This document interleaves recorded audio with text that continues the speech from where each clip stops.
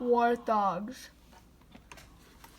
The warthog is a kind of wild pig that lives in Africa. Its name comes from those four strange-looking bumps on the side of its head. Warthogs also have two pairs of tusks that grow out from their mouth. One pair is much longer than the other, and it's quite curved. Would you like to get very close to a warthog? Probably not. You might think that they look quite ugly with those bumps on their head. You might also think that they look vicious and fierce too, with those long curved tusks. You might be sure that they will chase you and hurt you if you go too close. And that would be very scary. An angry warthog could do a lot of damage with those tusks.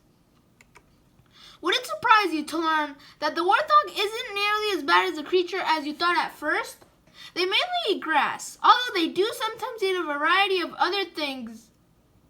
They usually use their tusk when they need to dig roots up from the ground. Their tusks do make excellent weapons if they get in a fight, but that doesn't happen often. A warthog would usually much rather run than fight. Do you think differently about the warthog now?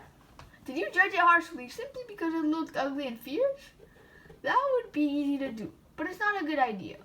Making up our minds about something before we know all the facts is called prejudice, and it often causes us to make wrong decisions about something.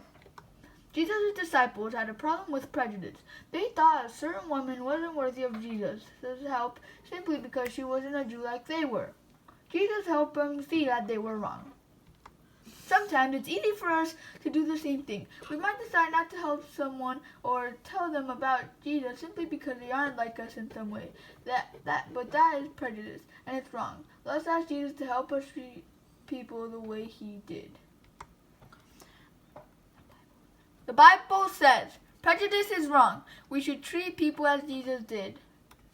The Bible says, "In truth I perceive that God shows no partiality, but in every nation, whoever fears him and works righteousness is accepted by him."